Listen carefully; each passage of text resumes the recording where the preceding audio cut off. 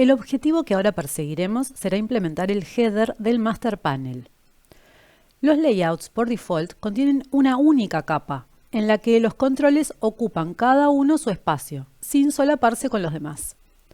Cada control tiene su espacio reservado.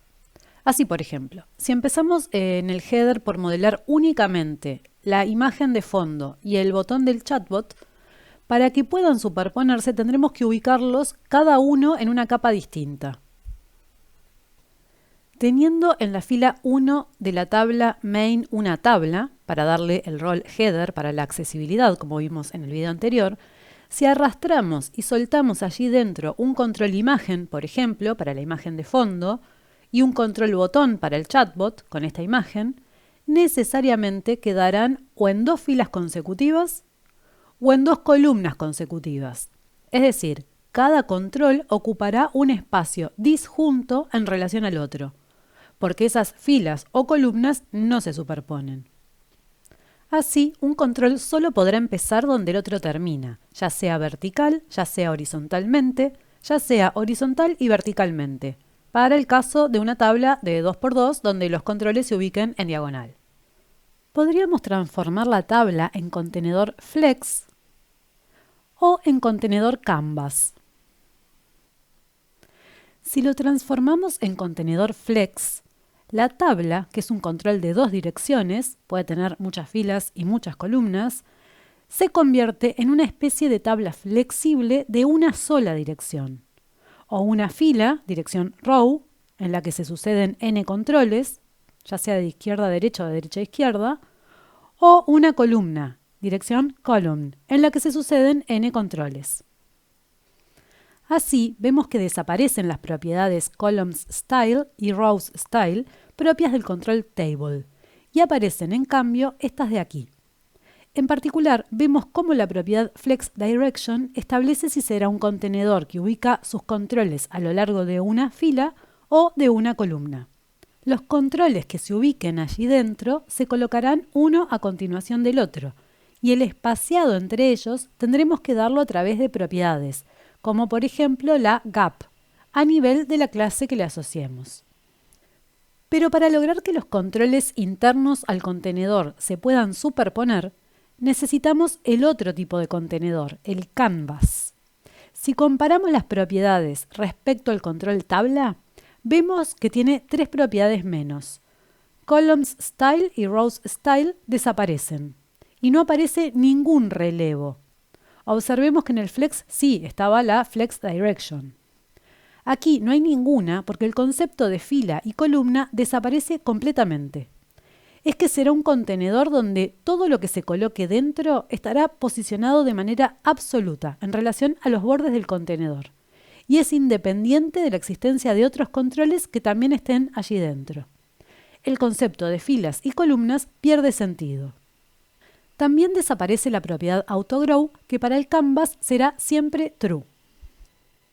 Lo que va a pasar entonces es que todos los controles que estén dentro del canvas agregarán propiedades para el posicionamiento absoluto. Cada uno se va a posicionar en forma absoluta en relación a los bordes del canvas.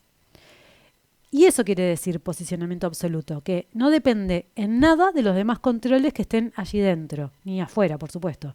Solo importa el canvas como referente. Por eso, vean que posicionados sobre el control imagen, aparece este grupo, Absolute Position. Y lo mismo para el control botón. La última propiedad es la más sencilla de entender. Es la que determina la capa en la que se encontrará el control. Es que para lograr la superposición aparece la otra dimensión, la Z, la que introduce capas justamente. La capa más profunda será la de valor 0, y de allí en más podemos numerar las capas.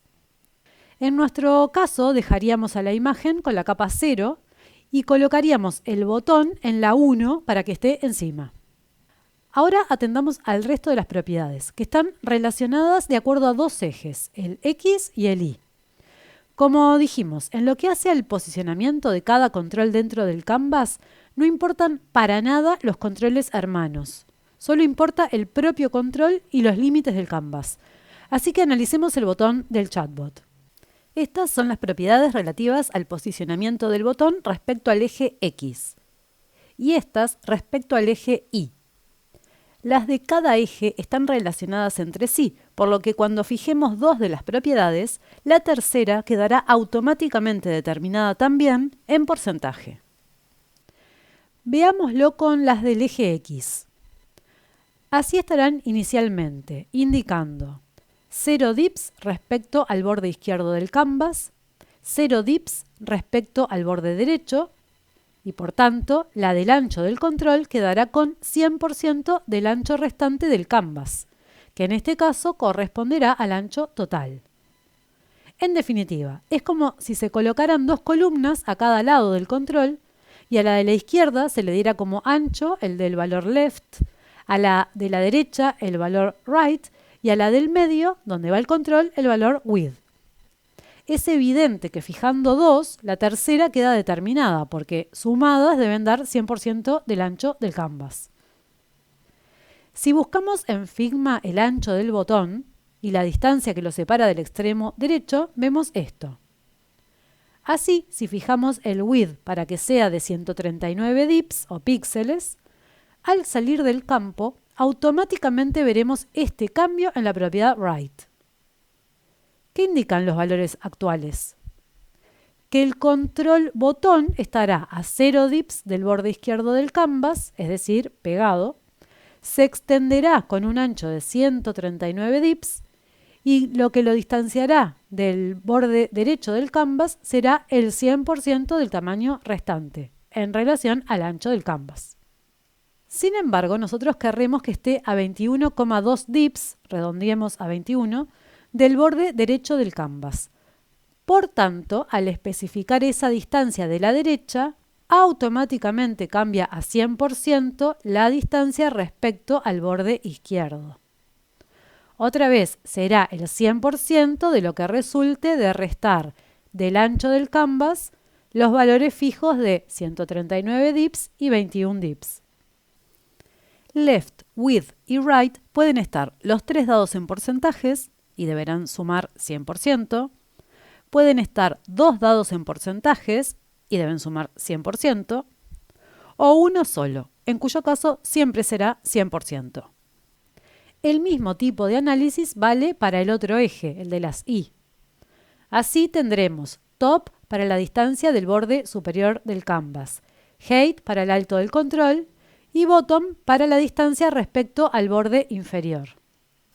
Si buscamos las dimensiones en Figma, vemos que la imagen ocupará de alto 695 píxeles o dips y que el botón iniciará verticalmente a 660 dips o píxeles del borde superior del canvas. Por otro lado, vemos que el alto del botón será de 137 píxeles o dips. Entonces, así definiremos las propiedades.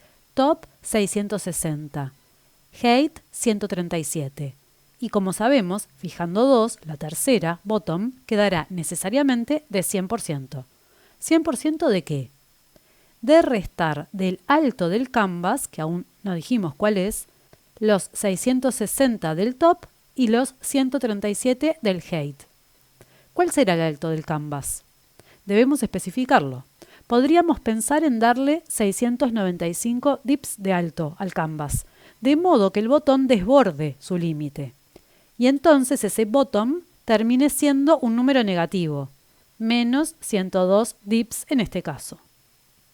Sin embargo, así coloquemos ese height de 695 para el canvas, lo estirará, debido a que internamente todo canvas tiene la propiedad autogrow en true, lo que hará que se estire para contener en la dirección vertical a todos sus controles. Por lo que el alto del canvas terminará siendo de 695 más estos 102. Por lo que ese bottom de 100% terminará siendo de 0 dips, es decir, el botón terminará verticalmente sobre el borde inferior del canvas. Por tanto, independientemente de que le asignemos 695 dips, el alto del canvas terminará en realidad siendo la suma de este alto más este alto, que da 797 dips. Hasta ahí vamos bien, pero observemos que esta solución nos trae aparejado un problema. Si el header se expande para terminar donde termina el botón, entonces deberíamos considerar que el layout de todo panel que se cargue en el Content Placeholder iniciará aquí y no aquí. Entonces, si queremos mantener esta estructura del Master Panel, tendremos que modificar la implementación de esta sección, cambiando el alto de esta tabla para que ahora sea este, en lugar de este, y la alineación vertical que habíamos dado a esta otra tabla, ya que ahora no podrá estar más en el medio. Y también tendremos que cambiar el margen superior e inferior que le habíamos proporcionado a este text block. Entonces, más o menos así veremos esta implementación del layout abstracto del Master Panel, con una tabla main de 3 filas, en la primera, de Accessible Role Header, un canvas, en la segunda, una tabla con Accessible Role Main, con el Content Placeholder, y la tercera para el footer.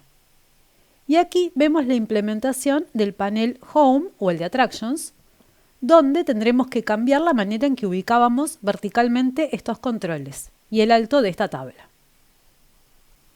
La otra alternativa, que no requeriría hacer estos cambios y que es más apropiada conceptualmente, sería considerar que dado que en verdad hay un triple solapamiento de la sección del header, el botón y el content placeholder, en realidad deberíamos cambiar la estructura del master panel para utilizar un canvas para modelar el triple solapamiento.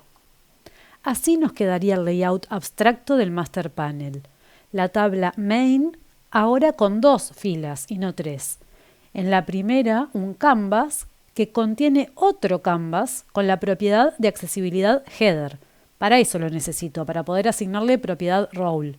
Y porque aquí también se superpondrán el menú, el logo y el texto. Lo veremos luego. El botón y la tabla con el content placeholder y propiedad main para el role.